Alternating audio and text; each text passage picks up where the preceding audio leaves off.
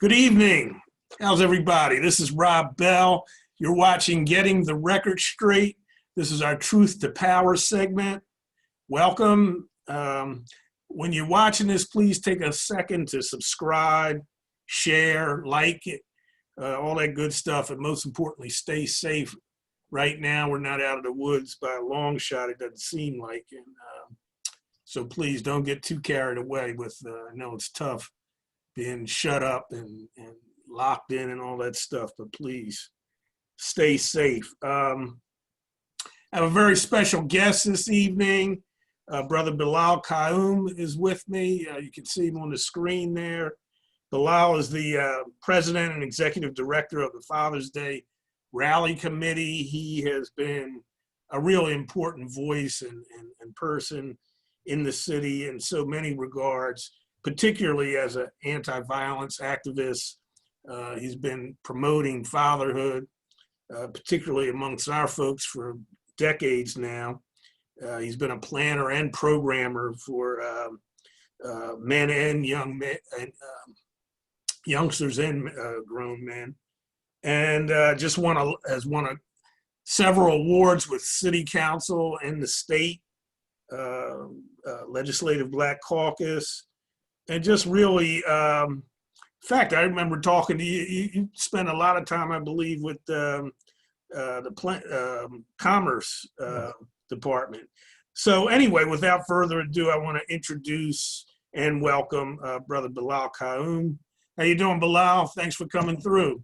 I'm great. Thanks for having me on, Rob. It's my pleasure. It's my pleasure. We were just chatting briefly before we went live, talking about just how tough it's been recently, the past month or so, with losing some really great people. Mm-hmm. I can't tell you how many people I've seen on Facebook and talked to who've just really been in a state of shock, including myself, with the loss of Earl Harvey. Earl being a guy promoting Black business, it seems like forever. In fact, Earl and I were schoolmates at Temple. And like I said, I'm still trying to get over that. Last month, I guess it was, Malik Aziz passed away, and Benny Swans, both of whom were legends really when it came to anti-violence work on the ground, grassroots kind of work. And although I knew Earl fairly well and did some work with him, Malik and Benny, I think I've only met briefly both of them, but I never had the privilege or honor to work with them.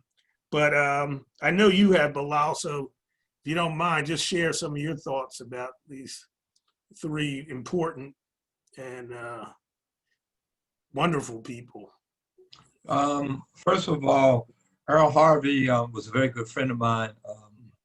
Unfortunately, we lost him Monday night, and I was on actually a call with Monday morning because we were working on a project together, and we were talking. So when I got word that Tuesday that he had passed, it just totally devastated me because when you're talking to someone, right, the same day that he passes, it's deep. And Earl was the #1 cheerleader in the city of Philadelphia for Black businesses. There's no doubt in my mind. A lot of folks out there working around, developing, supporting Black businesses, but Earl was, we had a starting five. He would be the #1 player.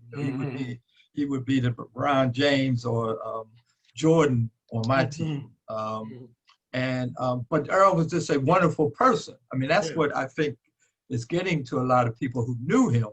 And it's now we knew his advocacy role, pushing for Black businesses, and led the whole Buy Black campaign. Him and the brother Wilson, doing that. Earl was just a wonderful person. He lived in AC because that's where his mother lived, and he was taking care of his mother. Yeah, sure. Not only we see him running his business, his newspaper, advocating for Black businesses, he was there with his mother, every day if possible, And I think every day, because even when you would see him in Philly, he would be leaving here to go back home to AC with his mother. So he was just, once again, a great brother. I'm sorry. I mean, he's going to be one of, we know a lot of individuals, Rob. People come in this world, leaders world. We know that's Allah's plan. But when certain people leave, it really begins to, with me, kind of get to me. And on the back of, like you said, the two others, Benny Swan and I was a good friend. I knew Benny back in the day during the gang war days in the 70s, when he was part of the gangs in the streets. Before he was converted to go the right path. I knew Benny then. I worked with the House of Umoja, and we were actually, me and David Fatah, in many meetings with Benny and his gang members, trying to convince them to stop, gang warring. Benny became more involved in the community, got out the gangs. Dr. Tommy Reed and some other brothers, along with former Senator Hardy Williams and other individuals, they formed what they call Crisis Intervention Network. They basically tapped Benny to run it. Benny ran it greatly, was definitely one of the main players in the 70s to reduce violence and gang violence in the city of Philadelphia. People don't know in Philadelphia in the 50s, 40s, 50s, 60s, and the 70s, gangs, we were averaging 90 to 100 gang deaths a year. And because of the work of Crisis Intervention and Benny, Blanche Nixon, Sister Blanche Nixon in Southwest Philly, the woman, when I started calling names, Rob, my age kind of catches up with me. But I'm trying to figure the sister in North Philly who actually headed a group of mothers, and they would go in the corners with their broomsticks and ran their kids off the corner so they wouldn't be gang warring. I worked with, once again, Dave Fatah and Falaka Fatah, Queen Mother Fatah now. And through our efforts, in 1979, there was 0 gang deaths in the city of Philadelphia. So for 10 years, from the early 70s to 79, there was activities, community-based organizations, individuals out in the streets working to reduce gang deaths. So over a 10-year period, we were very successful. In 1979, there was 0 gang deaths in the city of Philadelphia. And I always use that as an example of why people ask me why I'm still getting involved now in the violence, because I've seen the success when people work together, particularly on a community level. And during those times, we had some difficult times because Frank Rizzo was the mayor, and the early part, he was the police commissioner. Sure. And he wasn't supporting us. I mean, I remember where the police would pick up gang members from one corner, put them in the paddy wagon, which they called back then, ride them through Fairmont Park on these, what they would call their joy rides and stuff. Speed, stop, speed. The guys would fall all against the wall of the van, and then they would drop them off into the corners of their enemy. Yeah. So the police were part of the problem back then with the gangs. And people don't know about the history of the police, what the police used to do or didn't do to work with us to reduce gang warfare in the 70s. So I know Benny for a long time. Malik, I met Malik when he was up at Graterford. He was he was up at Graterford. He was in prison, and he used to write me all these letters talking about when he comes home, we're gonna get together, and he was wanted to do street work and help reduce the violence that he admitted he was part of. He was in in the drug trafficking gang. So when he got out, we met and we talked every other day.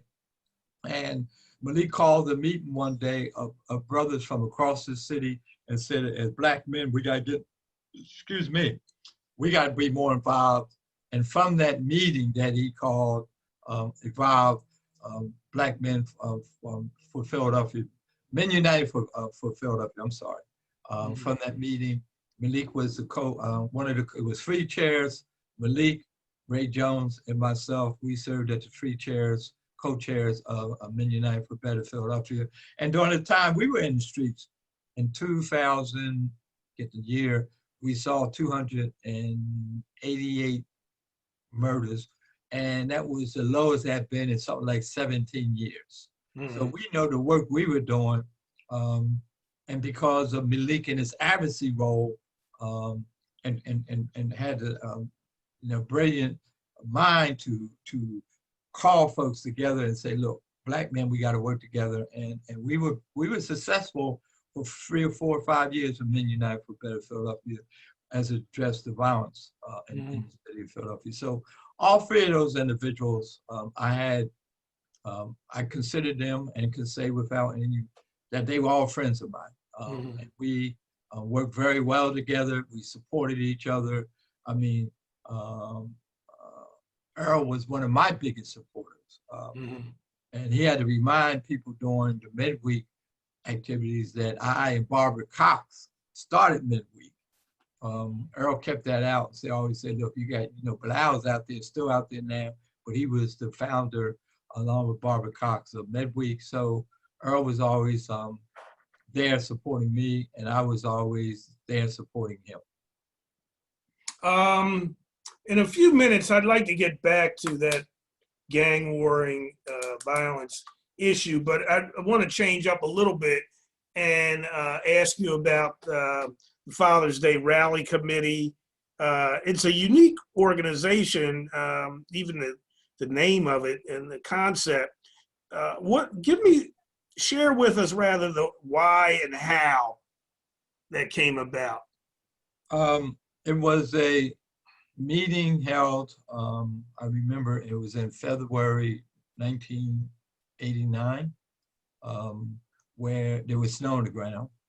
We met at a brother's, Dr. Thurman Evans. Some folks might have remembered him. He was on WRI for a year or so.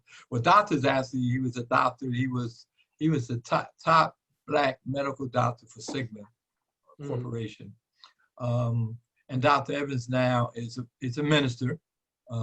He took over his father's church up in New Jersey and has a large following at the church.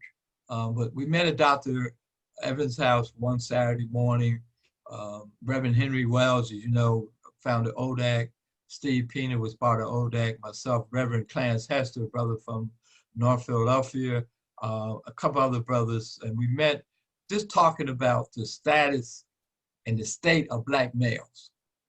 And every single day, you see negative images portrayed in the news media about Black males. I mean, it was in our face every single day. And we met and we talked about, what could we do as individuals who are involved in the community already, but work together as Black men. And we decided we said, let's do a rally. And we decided to do the rally the Saturday before Father's Day. And we held up at Zion Baptist Church, and we had around 300 men come out to the rally. Brother Asa Moore, from the Inquirer, who's no longer with us, spoke. State Representative Dave Richardson spoke. We have Father Paul Washington there, from Church Advocate speaking, and some other speakers. And we decided from that meeting that was so successful that we had over 300 brothers show up, that we would do meetings around the city.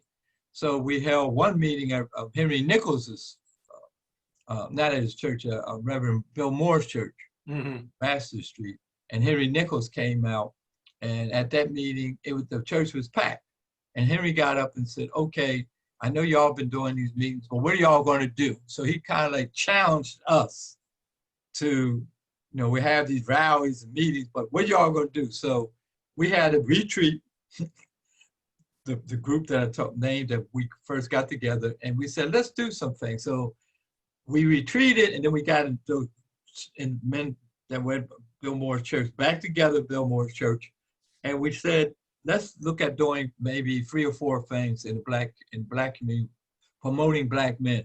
One of them was Operation Footprint, where we agreed to take Black men into schools and do assembly programs. The other one we talked about was establishing group. We knew that brothers go to barbershops or the bars, that's when they do the rapping, but if they're at the bar, they get a couple of drinks, on the barbershops, it's mostly about sports and stuff. So we said, let's do some group sessions for men where they can really come show their true feelings about their frustration, how they feel. So we decided to do group sessions for men. And the third one was, we said, let's celebrate men and particularly fathers.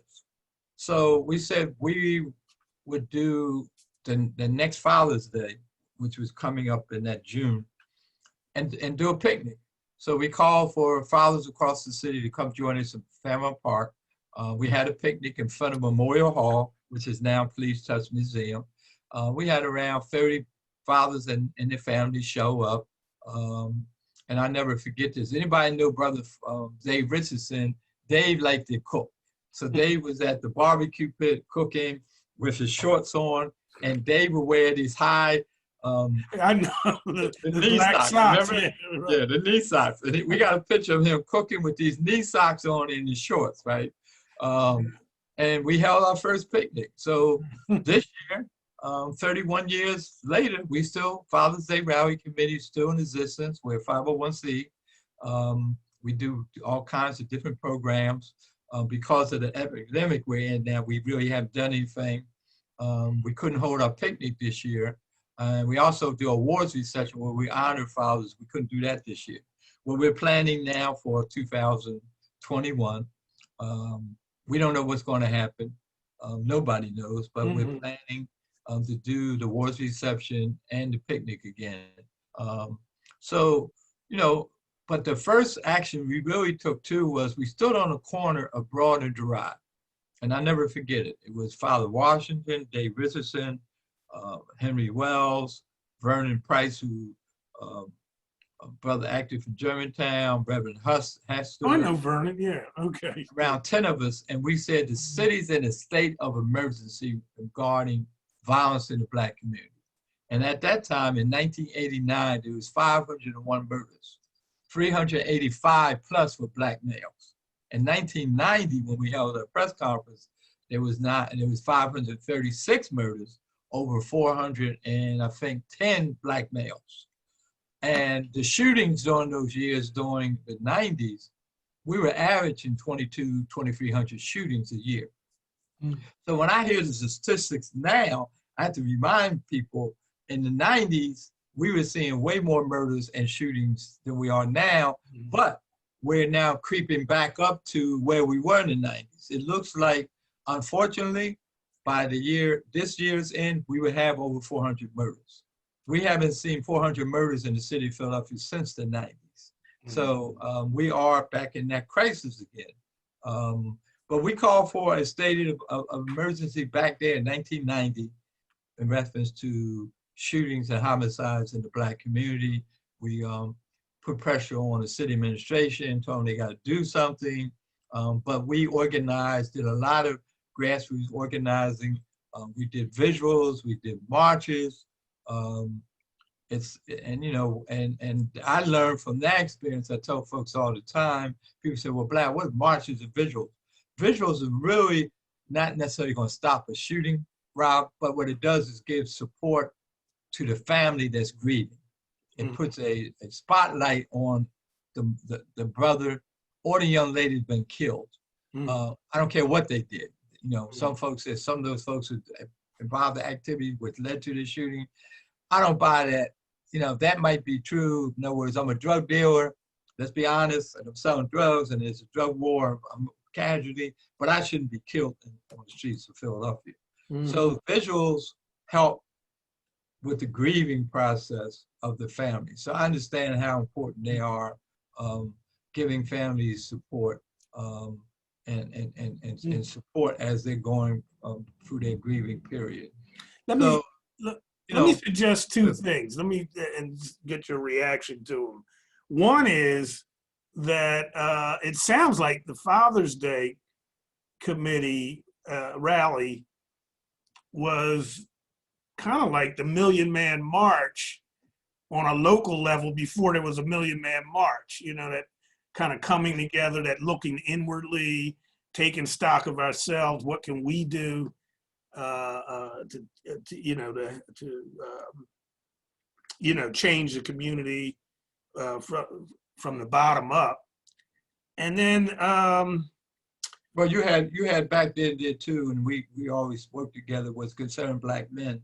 mhm, We worked a lot in collaboration with them and with some other Black male church groups. But you're right. I mean, I do say this with hesitation, looking back on it for the last 30 years. It's clearly the Father's Day Rally Committee as an organization put the whole issue of black on black violence that people don't like for me to say on the front burner.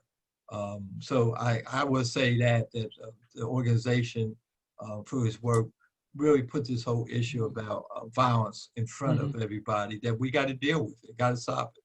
we have to deal with it, and dealing with nomenclature and what you want to call it doesn't solve the problem at all. But the other thing I'd like to get your opinion on is, whatever you think of Joe Biden, neither here nor there.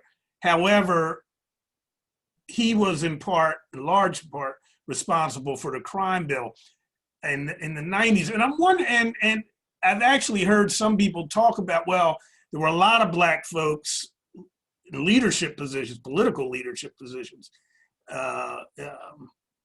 who were supportive of that.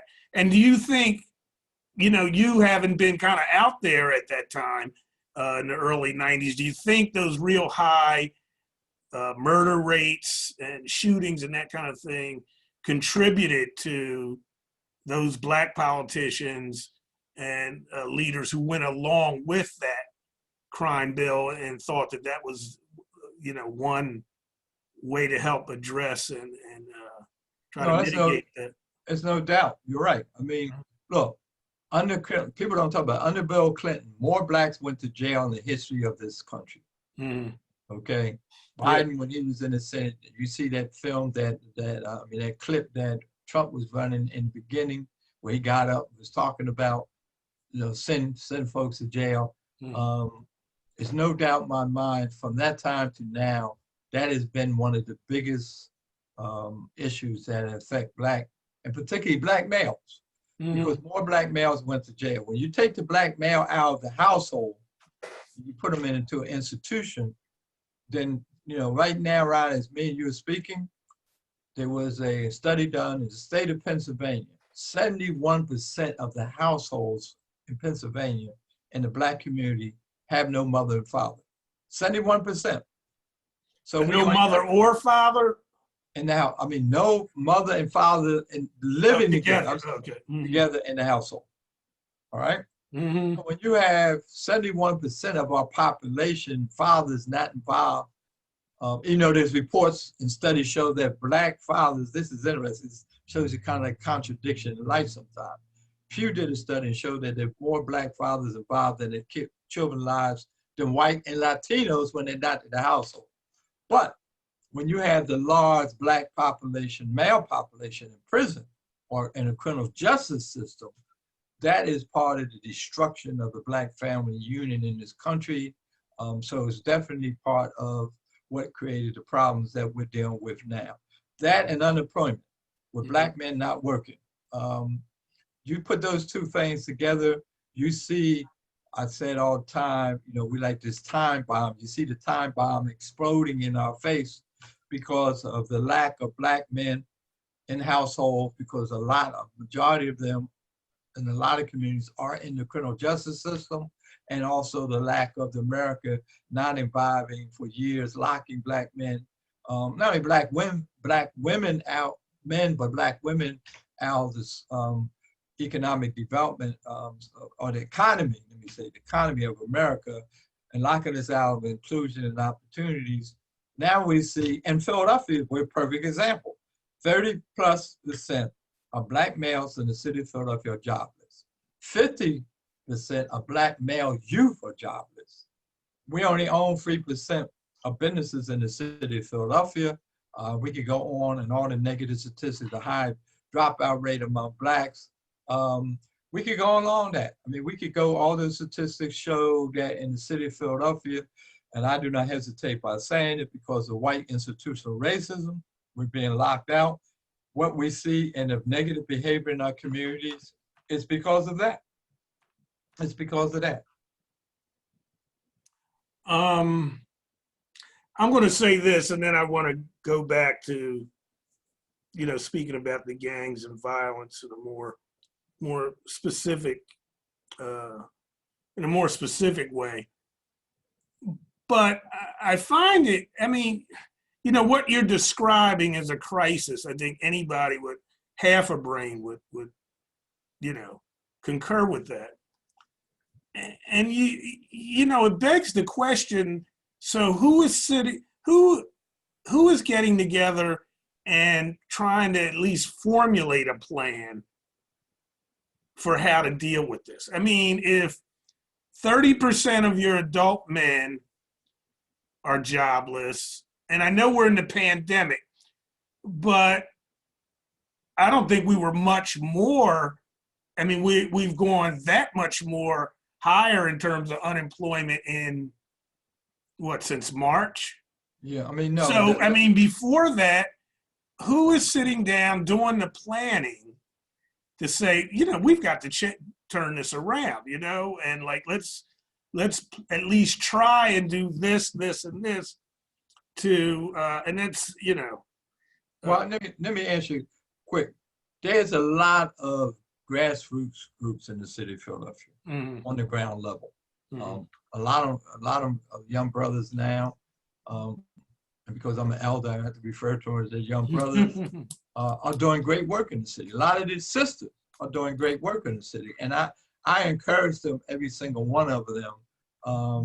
And there are folks planning. Perfect example, Earl, before his death this week, he had pulled together agencies and businesses in the city to create a coalition of Black businesses or agencies serving Black businesses, because he recognized what we're talking about now, that at a certain point, Rob, we got to do for self. We got to become selfish as a people, like other people are selfish. I don't get mad at the Koreans because they come in and own businesses in our community, or the Arabs or other ethnic groups, because they understand the economy. They understand they got to make money. We got to have that same mindset now. And we advocated this back in the 60s and the 70s.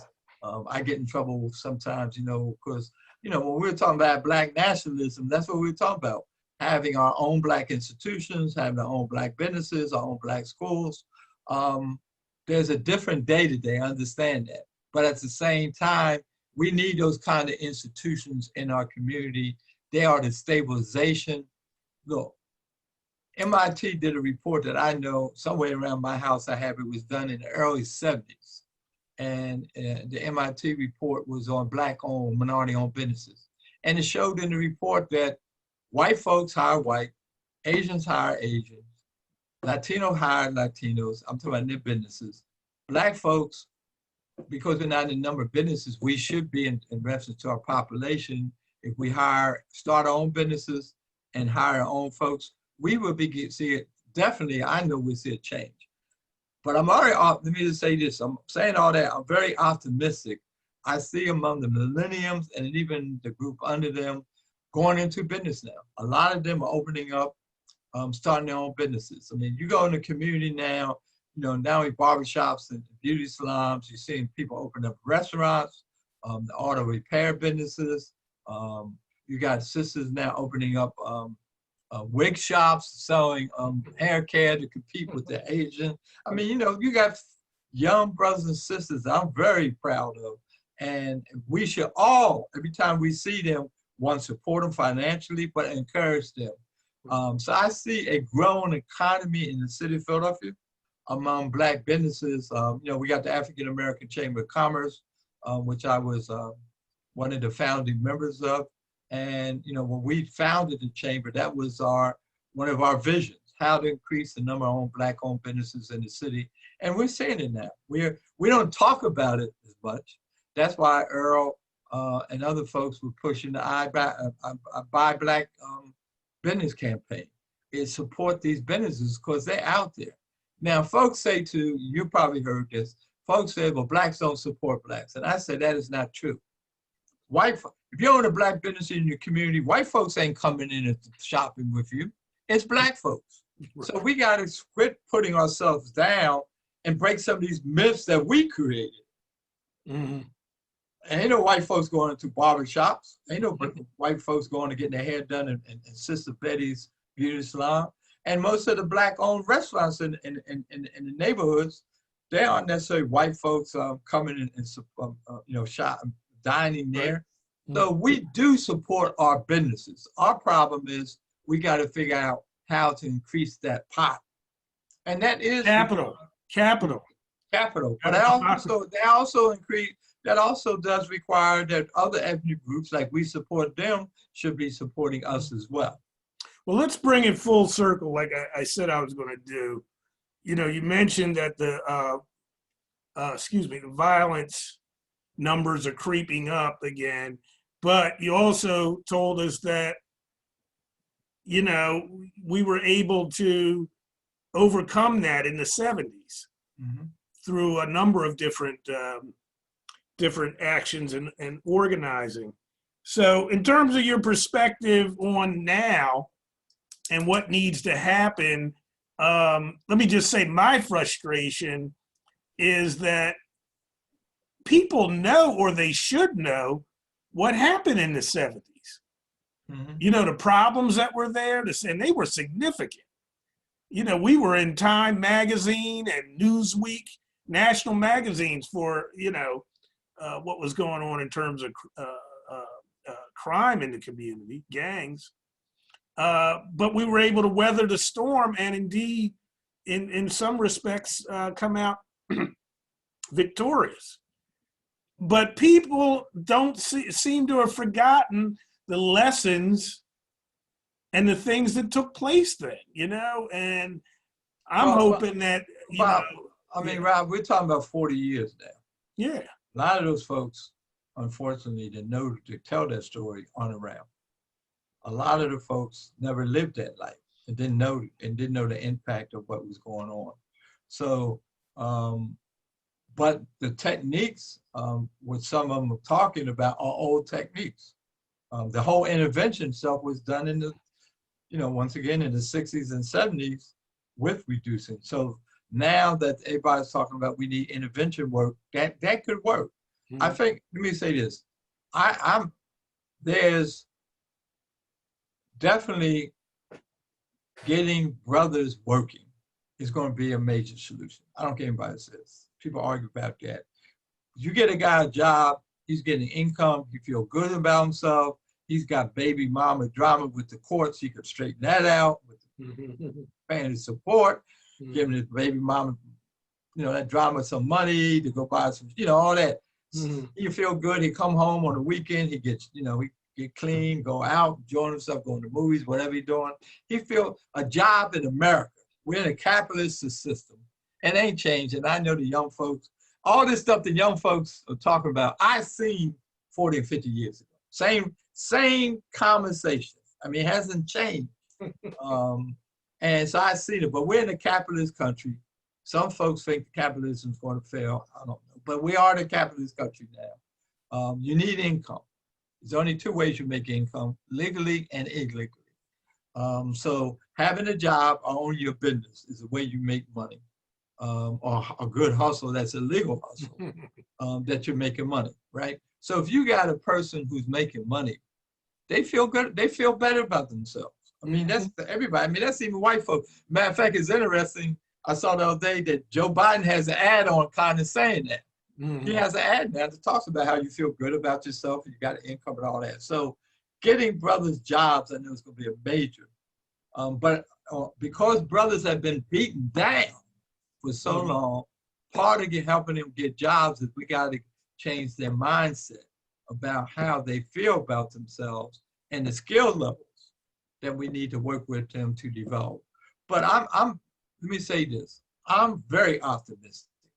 I see stuff today that I really feel good about with young folks. I'm telling you, because I witnessed it before, like you. I mean, Sunday before last, well, I was 74 years old. So I've been on this earth now for 74 years, and I've been involved, literally been involved for 52 years, going on 54 years. So I've seen it all. So I'm seeing a lot of positive action, positive discussion, positive organizing. We just got to think, one, how do we take those great programs that a lot of young brothers and sisters are running at and move them to scale? Instead of just working with 20 or 30 kids, how can we have them work with 200 and 300 kids? Now that takes resource. And that's when elected officials have to step up. Yeah. We got 10 Black council folks, 10. All you need is 9 votes and you can pass any bill you want. You need 12 votes to override the mayor if he vetoes a bill. So with the 10 council people, with our 2 Asian on council, a Latino sister on council, they were all working together, and some of the goodwill white folks on council, they could pass any bill, allocate, appropriate any money, and say to the mayor, this is where we're going to go. We got to spend this money and target it towards activities that we know have outcomes that work. And there's a lot of, once again, young brothers and sisters out there doing great work. Give them the resources they need. And I know that we will begin to see a change in the city of Philadelphia. And I would just say, as you know, this stuff didn't happen overnight. No. This has been going on for a while now. So I mean, once again, I'm optimistic. I'm optimistic. Someone was saying to me 2 weeks ago, and I had a laugh. They were saying white folks that took over Black Lives Matter. Because you saw the white folks in the street with the Black Lives Matter signs marching. I love it. You know why I love it? I believe that for a long time, white folks created white institutional racism. They maintain it. They're the ones who got to destroy it. So when you see young white folks out there, I don't care if it's a march for, you know, whatever happens, but they got the sign. If majority of white young folks, I love it. Let them challenge their system that they're maintaining by this whole white privilege that is coming out. They're the ones who are going to make the difference. And I feel really good about that. I mean, I see those young white folks and I encourage them because I know that, once again, they are part of the system that they have to correct. Brother Bilal Qayyum, you have dropped some jewels this evening. I'm going to make sure that some other people listen to this and take heed. It's inspired me this evening. Thanks so much for coming through, my brother. Thank you. Appreciate it. It's good to see you. It's good, and I'm not being sarcastic, that we're still here to have this discussion. Yeah. And you mentioned something earlier about the virus, and we got to really take that serious now. I just saw in the news, national news, I think that we don't hear about that now because of the crazy ass president we got. But I think they were saying that we're getting like 45 to 50,000 cases per day. Yeah. In America. 215,000 deaths. And yes, I mean, this stuff, I said the same thing this morning. It seems like it's increased, you know, the intensity. Yes. Yes, because people are so hung up about being out, and you got a president promoting. I mean, look, last night he had a rally in Johnstown, Pennsylvania. Must have thousands of people. When they show on the news, majority of people are standing next to themselves, no masks. I mean, that is totally irresponsible of the president. And he's now talking about, you know, he had it, he can't get it again, and the people don't worry about it, it's not as bad as they're saying. So when you have that irresponsible leadership, and we also know, once again, in our communities, like the white communities got a cold, we get pneumonia. Yes. So who was affected the most by the virus, they had to admit, was Black folks. Because we have, you know, we have these preconditioned health issues that we got to deal with. So I was glad that you mentioned that in your opening statement about how we got to take this seriously. And look, wear masks, you know, do the social distancing. That's working. That's working across the world. So we know that works. And, you know, don't go out unless you have to go out, really. I mean, hanging out, you know, I know we're humans and we want that interaction and all that, but we got to be very careful these days, Rob. We got to be very good.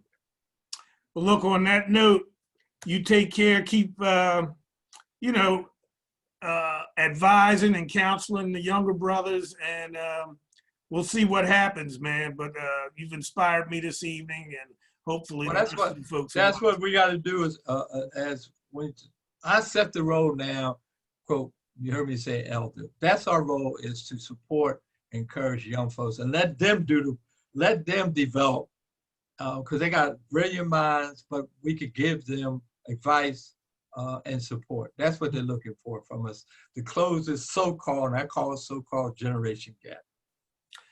Bilal, take care, man. Okay. Thank you. Thank you.